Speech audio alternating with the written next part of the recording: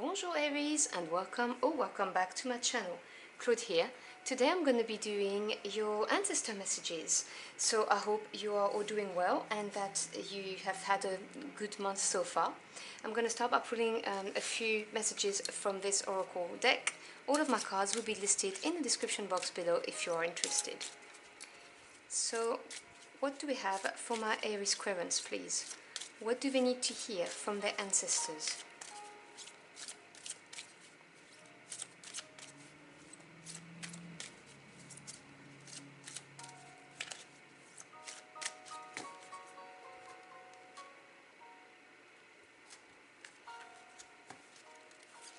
So we have card 27, Resilience, burn away the past.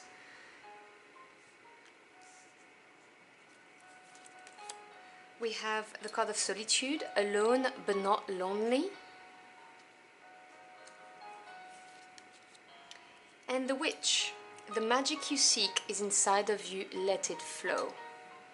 Let me move my oracle deck to the side so I can talk to you about those cards.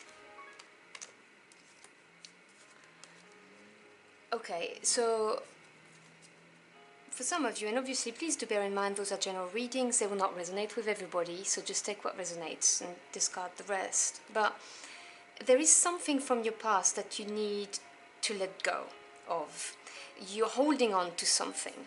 And if you are looking at the artwork on this specific card, you can see that holding on to the past, it's got her shackled, she can't see, she's blinded, there's things in front of her, she looks kind of powerless and immobile.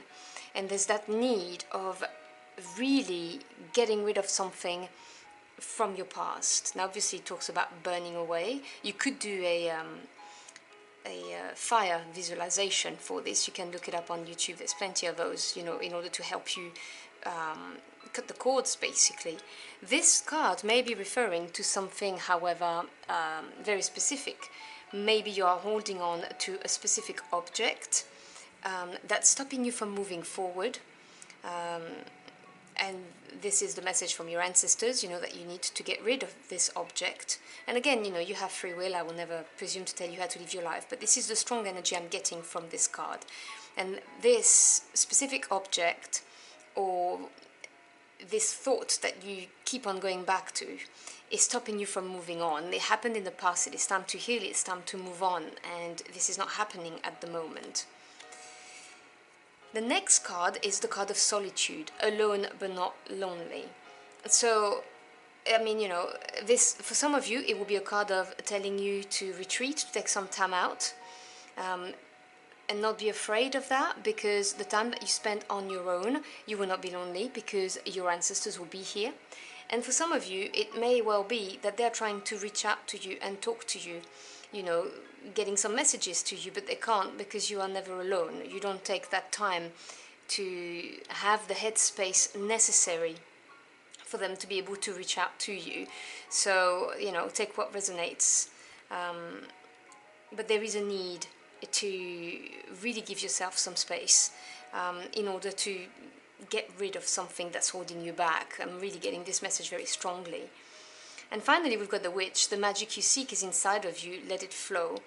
I'm sensing some resistance within the message, and maybe some fear and apprehension, of what it would do if we actually let go of the past. If it is for some of you someone who unfortunately passed away, it's always very difficult to let go of this and to start living again.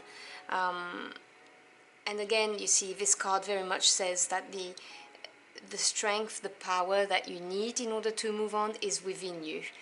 You just have to allow it. You see, let it flow. It really is that message of not holding on to something. Just go with the flow, release whatever it is that's stopping you from moving on in life.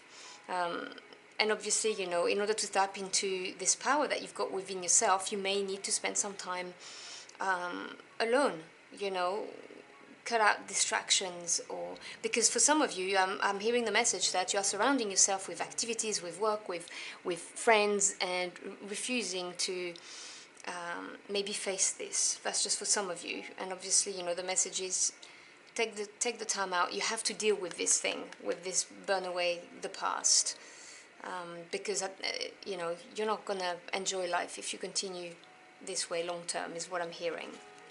But we're going to delve into the message with the tarot.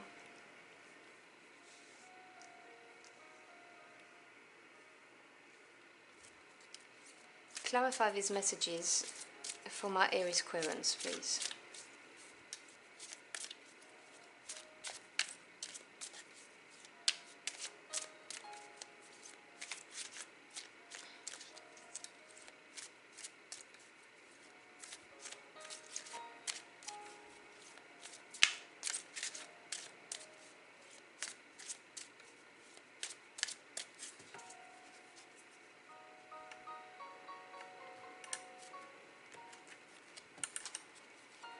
Okay, so we have the Four of Pentacles. I am unsurprised to see this card come up.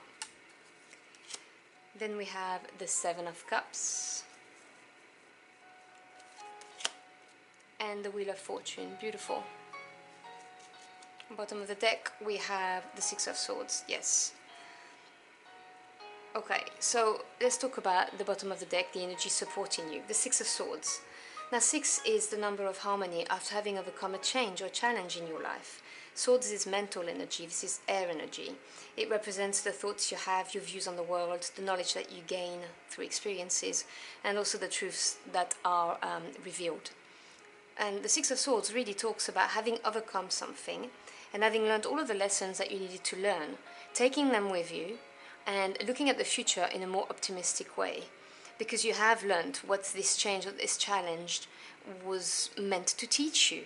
And so this card is saying, you know, through your ancestors, is saying, you've learned the lessons from this, from the past. You now need to move on. No point in hanging on to it. And as I said to you, I said, oh, I'm unsurprised to see the Four of Pentacles here. Because the Four of Pentacles, on the shadow side anyway, can talk about holding on too tightly to things or situations, but Pentacles being earth energy, it represents the physical realm.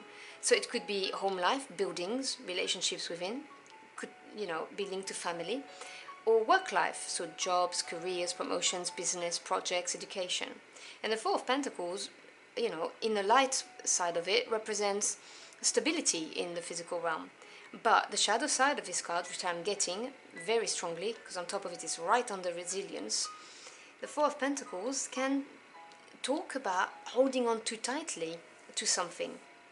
For some of you, I did say you may have an object. It may be a photo or a book or even a mini film, a video is what I'm hearing in my head, that you're holding on to and that you keep on looking at or touching, and this is what's stopping you from moving on. And the advice is to, you know, get rid of it, basically, not holding on so tightly. And if you look at it, it's kind of very, very synchronistic. If you look at the pictures, they are not the same deck. This is a tarot deck, this is an oracle deck, and if you look at the two ladies, look how similar they are. Now, there is also the fact that the card talks about resilience, being hard, you know, persevering to burn away the past. And Earth energy, Pentacles, is also about hard work. So it's not going to be an easy thing to do to let go of it, is the other message I'm getting. But you are perfectly capable of doing this. And then you've got the Seven of Cups. Now, Cups is water energy. This is the mental realm. So your emotions, your feelings, your intuition. The Seven is the number of self-analysis that gives you experience and then the confidence to move forward. So the Seven of Cups talks about looking at options, several options, and, you know, not being sure which cup to choose, which options to go for. And with that comes a certain sense and element of overwhelming. And this is why it's under the card of solitude, alone but not lonely. The advice is to maybe not ask everybody around for their opinion, because only you know what's good for you deep down. And also your ancestors may be able to help you on which way to go once you have released this thing that's keeping you stuck in the past. And then under the Witch, you've got the Wheel of Fortune. This is beautiful because this is a major arcana. And to me as a tarot reader, major arcana represent the direct intervention of your spirit team. In this case, in this reading, your ancestors, nudging you in the right direction, or providing you with experiences that will enable you to grow. And the Wheel of Fortune, and obviously these cards of the major arcana, they're big energies on our life path. They're not like the minors who deal with day-to-day events and situation. This Wheel of Fortune is telling you that it's permanently going round. So this is the end of the cycle and the beginning of a new one. You have learned the lessons with the Six of Swords right next to it, and you can now look forward with a more optimistic outlook. You know, the luck is changing. Things are going to get much better for you. It is a big end of a cycle that was meant to happen on your life path, which is why it's left you maybe stuck, because it had a big impact on you, but it was meant to happen, and luck is changing now. And all you need to do is allow the power that's within you, you know, to know what to do. Take the time out, allow your ancestors to get in touch with you. Don't let people sway you is another thing that's coming into my head very strongly.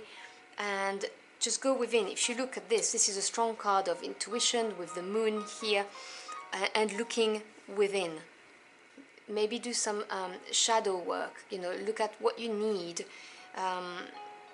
You know, why are you stuck in this past situation? What wound needs healing? And then, you know, move on from it. So I'm gonna close out your reading with a couple more messages from your ancestors. What else do my Aries Querens need to know? What else do we need to hear from their ancestors, please?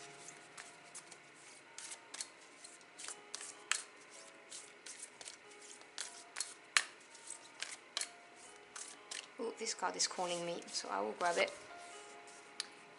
Release your blocks. You see, I cannot make this up. This is the first quarter moon in Scorpio. If you work with the moon energies, this would be, you know, the best time to do some releasing work, the first quarter moon in Scorpio. And the card is saying release your blocks. It is all about letting go of something from the past and allowing the energies really to flow within you. You have what it takes. You've learned the lessons. It's now time for a new beginning for you. And it's beautiful. Let me show you the bottom of the deck just in case. Yep. And you see then you've got the last quarter moon in Cancer. Take a breather, which is this energy of solitude, alone but not lonely. You've got Scorpio and Cancer here, both water signs dealing with emotions and feelings. This is a very emotional thing that you're dealing with, situation, event, and you need to let this go and take the time out. So I hope you've enjoyed your journey for the cards with me. If this message helped you in any ways, do let me know in the comment box below. I'd love to hear from you. Thank you so much for spending some time with me. I always appreciate it. I wish you a wonderful month, and I will see you again very soon. Until next time, au revoir.